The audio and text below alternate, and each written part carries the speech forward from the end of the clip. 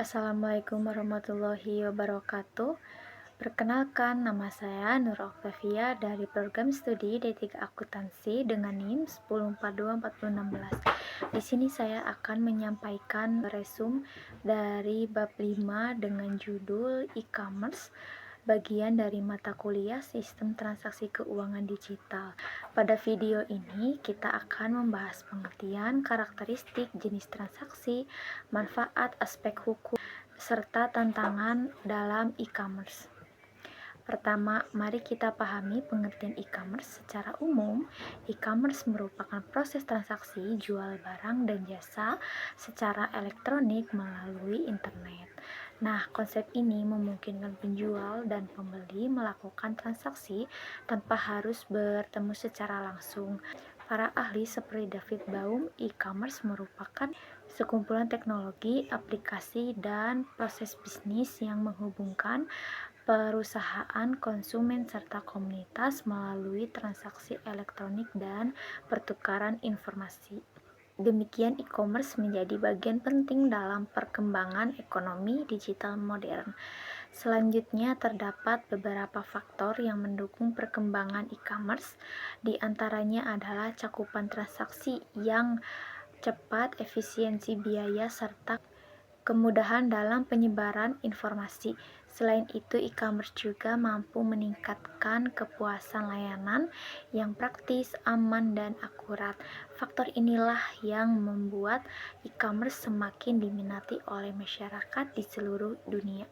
E-commerce memiliki karakteristik utama, yaitu adanya transaksi antara dua pihak, pertukaran barang atau jasa, serta informasi, dan penggunaan internet sebagai media utama. Nah, selain itu, transaksi e-commerce tidak memiliki batas wilayah, bisa dilakukan secara anonim, serta mencakup produk digital maupun non-digital.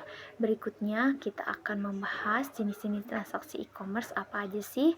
Nah, yang pertama itu ada business to business, yaitu transaksi antara perusahaan dengan perusahaan lainnya. Kedua, business to consumer, yaitu transaksi antara perusahaan dan konsumen, contohnya seperti belanja di toko online. Yang ketiga, consumer to consumer, yaitu transaksi antar individu seperti yang terjadi pada marketplace.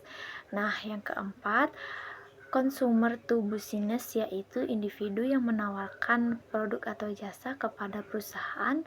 Selain itu, terdapat pula non-business electronic commerce yang mencakup kegiatan lembaga pendidikan dan organisasi nirlaba, serta intra-business electronic commerce yang melibatkan aktivitas internal perusahaan.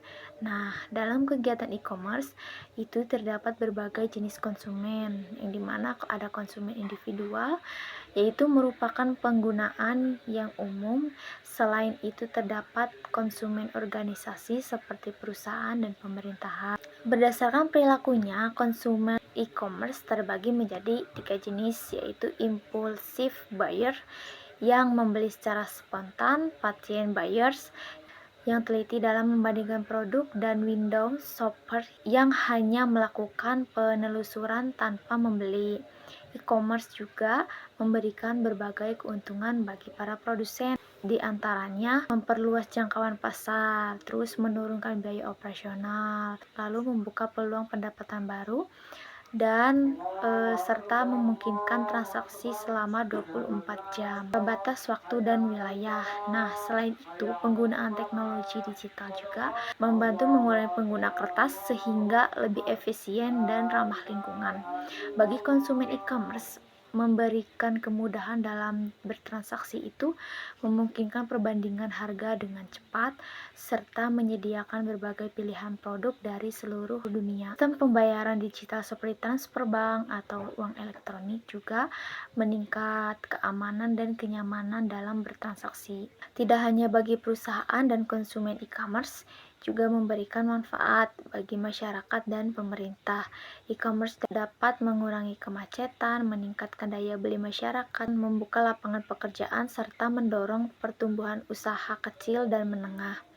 Dengan demikian, e-commerce berperan penting dalam pembangunan ekonomi nasional. Namun di balik manfaatnya itu, e-commerce juga tetap ada ya tantangannya. Nah, di sini ada beberapa tantangan yang terutama dalam aspek hukum.